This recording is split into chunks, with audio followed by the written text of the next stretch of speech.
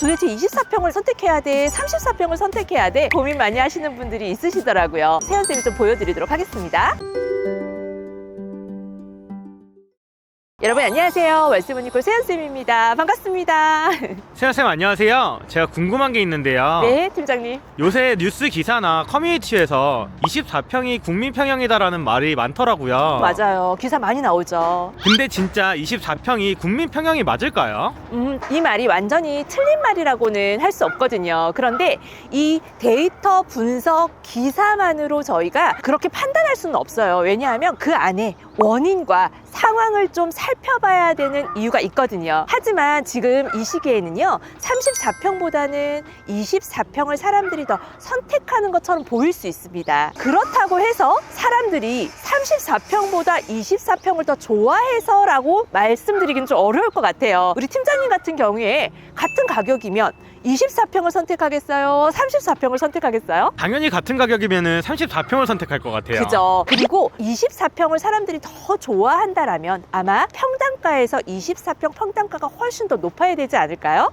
그렇죠. 그런데 어떤 지역, 어떤 동네, 어떤 아파트를 보더라도요, 24평이 34평보다 평당가가 높은 아파트는 없습니다. 그런 걸 보면 34평의 선호도가 훨씬 더 높다라고 저는 생각을 합니다. 제가 뉴스를 보니까 요새 1인 가구 그리고 2인 가구가 많이 증가했다라고 하는데 그 이유에서 24평으로 몰리는 걸까요? 그렇진 않아요. 1인 가구, 2인 가구가 증가하는 것 또한 사실입니다. 하지만 주택을 매수하는 그 수요는요, 1인 가구 같은 경우에는 한 30%밖에는 되지 않고요. 2인 이상의 가구가 65%에서 70% 이상까지 그 비율을 차지하고 있거든요. 이런 데이터를 또 우리가 한번 살펴보면은 1인 가구가 늘어나면 1인 가구의 내 집 마련과 매수 비율이 훨씬 높아야 하잖아요. 근데 또 그렇지도 않은 거죠. 사실은 1인 가구들이 내 집 마련을 하거나 매수를 하는 비율은 굉장히 적습니다. 지금 현재 24평을 사람들이 선택할 수밖에 없는 이유, 그 이유는 1인 가구가 늘어서가 아니고요, 바로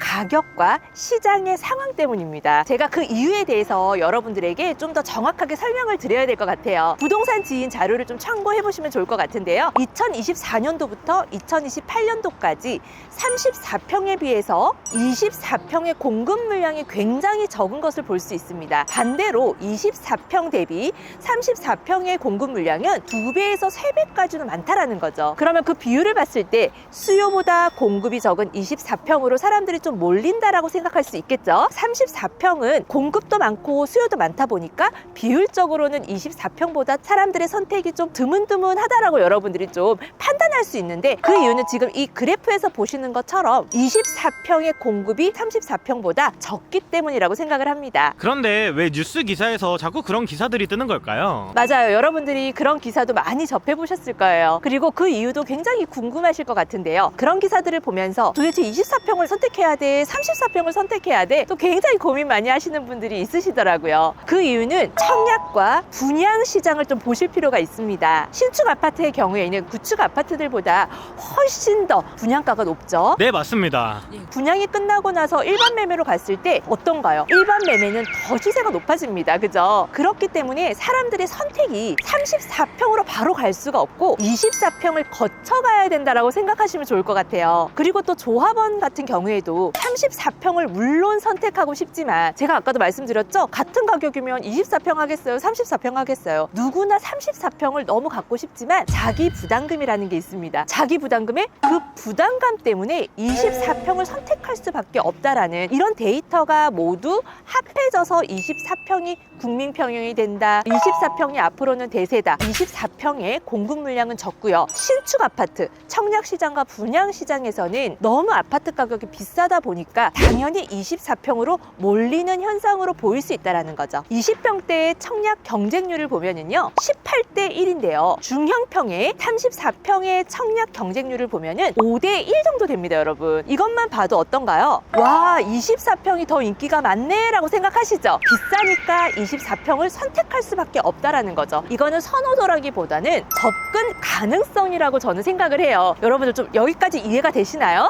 그러면 24평을 24평을 사람들이 좋아하는 게 아니라 비싸서 24평을 선택을 하는 거네요. 네, 우리 팀장님이 정확하게 이해를 하셨습니다. 만약에 전세나 월세를 사시는 분들이 내 집 마련을 한다. 34평으로 바로 못 가는 거죠. 이럴 때는 24평을 거쳐서 34평으로 가는, 한마디로 약간 스쳐가는 평형이다라고 여러분들 생각하시면 좋을 것 같아요. 여기에 대한 정확한 근거, 정확한 데이터 세연쌤이 좀 보여드리도록 하겠습니다. 그래서 국민평형이 이때까지 사랑받았던 34평에서 24평으로 바뀐 것이 아니고요. 경제 시장이 굉장히 좋지 않잖아요. 그렇기 때문에 지금 이 시기에 잠시 24평을 선택할 수밖에 없다. 이렇게 생각하시면 좋을 것 같습니다. 제가 서울에 있는 아무 아파트를 한번 뽑아봤습니다. 서대문구 홍제동에 위치한 홍제 해링턴 플레이스를 보면은요. 26평형이 지금 매매가 13억에서 14억을 형성하고 있고요. 35평이 14억에서 15억을 형성하고 있어요. 1억 차이밖에 나지 않거든요. 물론 서울이기 때문에 이 갭 차이 1억은 적다라고 제가 표현을 할게요. 지방 같은 경우는 1억이 너무너무 큰 금액입니다. 그럼 1억 정도 매매가 차이가 나고요. 10평 정도 차이가 나는 이 아파트, 여러분 어떤 평형을 선택하시겠어요? 저는 35평을 선택할 것 같아요. 그래서 이 해당 아파트의 35평의 거래량이 굉장히 많습니다. 지금 아무 아파트입니다. 여러분, 제가 의미를 갖고 말씀드리는 거 아니고요. 아무 아파트나 제가 한번 뽑아서 여러분들에게 실제로 한번 보여드렸는데 좀 이해가 되시나요? 만약에 24평대를 사람들이 너무 좋아하고 선호한다 라고 하면 35평이 거래가 되지 않아야 되겠죠. 그 다음 아파트 가보도록 하겠습니다. 여러분들 모두 아는 마포 레미안 푸르지오 마레포입니다. 이 아파트 같은 경우에는 24평이 22억에서 24억 정도의 매매가를 형성하고 있고요. 34평이 26억에서 27억의 매매가를 형성하고 있습니다. 갭 차이가 3억에서 4억 정도 나죠. 와, 아까 우리 홍제동보다는 갭 차이가 확실히 납니다. 왜일까요? 입지가 좋기 때문이죠. 만약에 24평을 사람들이 너무 좋아하고 국민평형이라고 한다면 34평은 거래가 안 돼야 되겠죠. 그런데 4억이라는 갭 차이에도 불구하고 34평도 보세요. 거래가 굉장히 잘 되고 있습니다. 한마디로 말해서 가격 때문에 24평을 선택할 수밖에 없는 수요들이 있다라는 거죠. 이 24평에서 만약에 현금 보유량이라든지 여력만 되신다면 바로 34평으로 아마 이사를 가실 거예요. 마지막으로 송파구에 있는 잠실 리센츠를 한번 비교를 해드릴게요. 24평이 27억 9천까지 실거래가를 찍었고요. 34평형이 34억 9천까지 매매가 실거래를 찍었습니다. 24평과 34평 차이가요. 와, 7억이나 차이가 나네요, 여러분. 7억이면요. 경기도권의 웬만한 아파트 한 채 값이죠. 그럼에도 불구하고 34평의 거래량 한번 보시겠어요? 굉장히 거래가 잘 됩니다. 여러분이 기사에서 보신 것처럼 24평이 굉장히 사람들이 선호하고 앞으로는 대세이면서 국민평형이다 라고 하면 34평은 거래가 드문드문 돼야 되는데 지금 보시는 바와 같이 어때요? 거래량이 무섭게 지금 찍혀 있는 거 보이시죠? 그래서 제가 생각하기에는 지금 잠깐 이런 경제 시기와 가격 때문에 24평을 사람들이 선택할 수밖에 없고 접근할 수밖에 없다라고 좀 명확하게 설명을 드릴 수 있을 것 같아요. 제가 이 부동산 투자를 17년 정도 하고 있는데요. 이 17년 동안의 그런 패턴은 전혀 변함이 없었습니다. 저도 막 폭등장이 있었고 폭락장이 있었고 이런 시기들을 다 거쳐봤겠죠. 그런데 지금처럼 이렇게 좀 경기가 좋지 않고요. 그리고 시장에 돈이 많이 풀리지 않았을 때, 그리고 대출 규제라든지 금융권의 대출이자 이율이 높아져 있는 이런 시기에서는요, 사람들이 조금 주경평수의 움츠림이 있고요. 이렇게 소형평수로 몰리는 현상이 있고요. 이게 조금만 이율이 낮아진다, 대출을 조금만 풀어준다라고 하면 바로 34평으로 옮겨가는 이런 매수자 수요들이 굉장히 많다라는 거, 우리 사랑하는 소유인들이 이 영상을 통해서 정확하게 아셨으면 좋겠네요. 그리고 또 24평에서 34평으로 사람들이 이동을 하는 시기는요, 24평의 매매가가 34평과 붙을 때가 있습니다. 거의 갭 차이가 많이 벌어지지 않는, 지금 현재도 그런 아파트 단지들이 있거든요. 이런 아파트 단지에는 34평이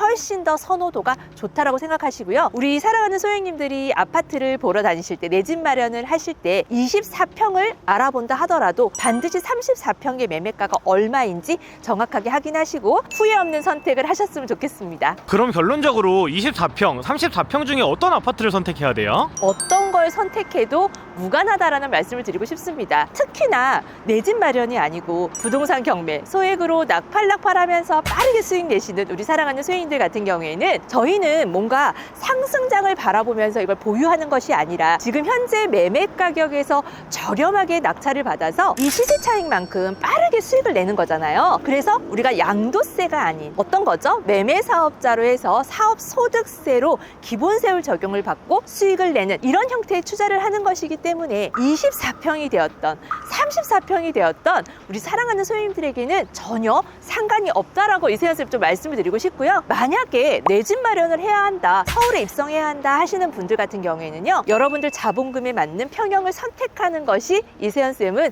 정답이라고 생각을 합니다. 그래도 내 집 마련을 한다면 어떤 걸 봐야 돼요? 너무 중요한 이야기인데요. 내 집 마련을 한다면 여러분들 정확하게 보셔야 되는 게 경사도입니다. 경사도요? 네? 경사도면은 경사가 진 아파트를 봐야 되는데 이런 거는 하면 안 되지 않나요? 그런 거 하시면 안 되죠. 오해하지 말고 들으세요. 저는 그래프가 경사가 아주 심한 그래프를 여러분들한테 말씀을 드린 겁니다. 실거래에서 원만한 그래프를 가지고 있는 이런 아파트는 나중에 오르는 폭도 원만하게 오르겠죠. 그런데 잠실 S 리센트 한번 보시겠어요? 완전히 그래프가 어때요? 경사도가 너무 크죠. 거의 뭐 수직으로 서 있는 느낌인데요. 이런 아파트, 이런 그래프의 경사도를 보시라는 거예요. 이 경사도가 클수록 좋은 아파트라고 생각하시면 됩니다. 어떻게 좀 이해가 되시나요? 그 경사도 말씀이셨네요. 네, 그래프의 경사도를 보시라는 거예요. 저 진짜 이런 얘기 세연쌤한테 처음 들어봤어요. 네, 이거는 이 세연쌤이 여러분들에게 특별하게 오늘 풀어주는 내용입니다. 우리 평생회원 실전반 회원님들 중에서도요, 낙팔 열심히 하시고 단기 임대 열심히 돌리셔서 현금으로 만드시고 거기에다가 단기 임대보다 수익률이 2배, 3배 높은 에어비앤비까지 열심히 돌리셔가지고요, 서울 아파트로 입성하신 분들이 꽤 계시거든요. 이런 회원님들도 저한테 실거주 목적으로 해서 이 서울 아파트를 좀 선택하는 과정에서요, 제가 이 그래프의 경사도 이야기를 좀 많이 해드렸던 것 같아요. 그래서 지금 입성한 아파트 아마 시세가 많이 오르셨을 거예요. 와, 오늘도 너무 어려운 내용이었을 수도 있는데 세연쌤께서 이렇게 쉽게 정리해 주시니까 너무 이해가 잘 된 것 같아요. 다행입니다. 우리 팀장님이 이해하셨으면 아마 우리 사랑하는 소행님들이 다 이해하셨을 거예요. 오늘도 너무 새로운 정보 알려주셔서 너무 감사합니다. 저도 감사합니다. 그럼 마지막으로 우리 사랑하는 소혜님들께도 의미 있는 한마디 부탁드릴게요. 우리 사랑하는 소행님들, 제가 17년 동안 이렇게 부동산 투자를 하면서 흔들린 날은 있었어도 멈춘 날은 없었고요. 실망한 날은 있었지만 안 한 날은 없었습니다. 완벽하지 못했던 날에도 도망친 적은 없었고요. 누가 알아주지 않아도 손 놓은 적은 없었어요. 하루하루가 힘들었지만 그 하루를 저는 최선을 다해서 노력하고 그 하루를 잘 마무리했던 것 같습니다. 제가 이렇게 17년 동안 할 수 있었던 이유는요, 아무리 힘들었어도 절대 포기하지 않고 꾸준히 하루하루를 견뎠기 때문인 것 같아요. 우리 사랑하는 소행님들도 이 부동산 경매를 통해서 경제적인 자유를 이루고 싶고 여러분들이 목표하는 바가 있으실 거잖아요. 어떤 날에는 내 생각대로 되지 않는 날도 있을 거고요. 어떤 날에는 생각보다 많이 힘든 날도 있으실 거예요. 하지만 그 하루하루를 여러분들이 열심히 노력으로 채워가신다면 여러분들이 꿈꾸는 미래로 아마 보답받으실 겁니다. 절대 포기하지 말고 이세연쌤과 함께 앞으로도 열심히 꾸준히 힘차게 달려가 보도록 하겠습니다. 오늘도 용기 내고 도전하고 꾸준히 함께 하자고 힘차게 화이팅 외치고 마칠게요. 준비되셨나요? 네. 하나, 둘, 셋, 화이팅! 화이팅! 안녕! 고생하셨습니다.